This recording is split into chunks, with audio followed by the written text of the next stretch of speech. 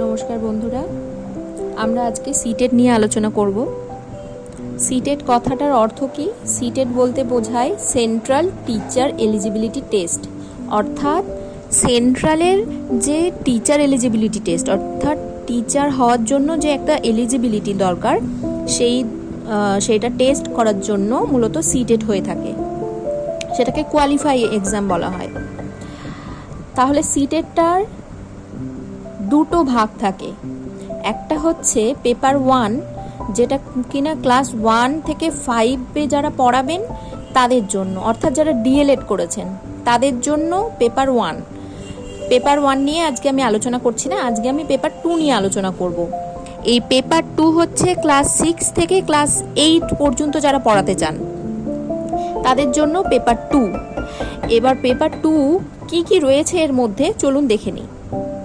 প্রথমে রয়েছে যে বিষয়টা, সেটা হচ্ছে যে এই সিটেট এক্সামটা বর্তমানে অফলাইনে হয়, আগে এটা অনলাইনে হতো এবং বছরে 2 বার হয়।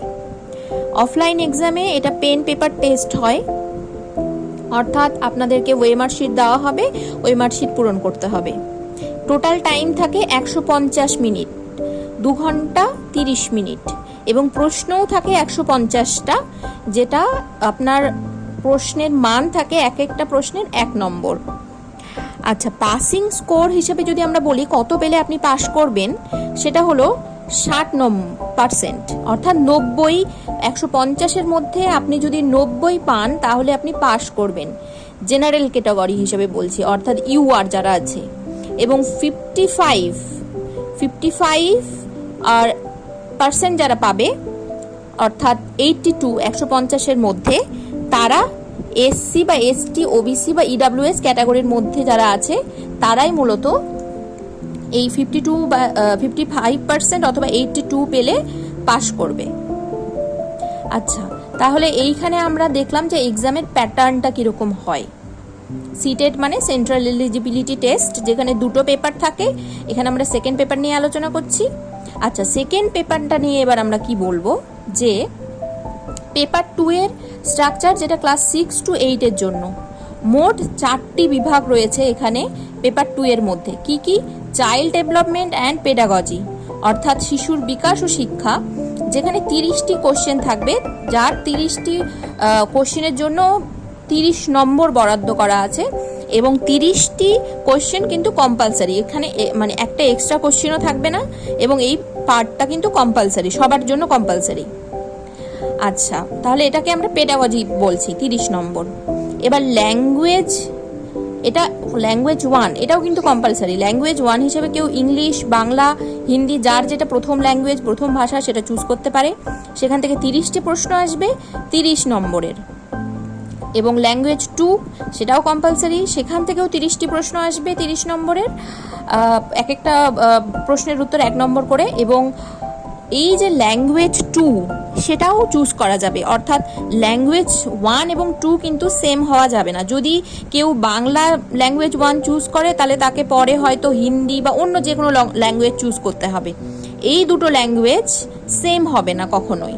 ল্যাঙ্গুয়েজ 1 এবং ল্যাঙ্গুয়েজ 2, এই দুটো আলাদা আলাদা চুজ করতে হবে সুবিধা অনুযায়ী, নিজের। এবং তারপর আসছে সাবজেক্ট, নিজের সাবজেক্ট অনুযায়ী। এখানে 60 নম্বর থাকবে, 60টে কোশ্চেন থাকবে। একটা ভাগ হচ্ছে ম্যাথ আর সায়েন্স, যারা মূলত সায়েন্স ব্যাকগ্রাউন্ডের তারা ম্যাথ আর সায়েন্স চুজ করবে। এবং আরেকটা ভাগ হচ্ছে সোশ্যাল সায়েন্স, যারা মূলত সমাজবিজ্ঞান, তারা এই বিষয়টা চুজ করবে সোশ্যাল সায়েন্সের। এবং সোশ্যাল সায়েন্সের মধ্যে কি আছে? সোশ্যাল সায়েন্সের মধ্যে আছে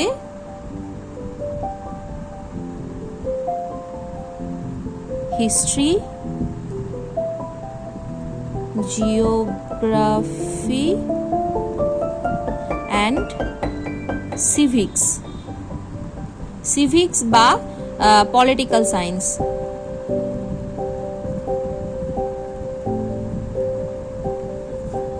হ্যাঁ, তো এই বিষয়টা আপনাদেরকে জানানো ছিল, যে এইভাবে যদি আপনারা মূলত কি স্ট্রাকচার রয়েছে, কিভাবে সিটেট পরীক্ষা হয় সেটা জানেন, তাহলে আপনাদের পড়তে সুবিধা হবে।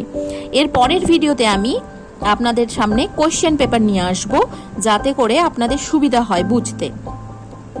এবং আর যদি কোনো প্রশ্ন থাকে আপনাদের সিলেবাস সংক্রান্ত বা কিভাবে কি পড়তে হবে কি করতে হবে আমাকে অবশ্যই জানাবেন।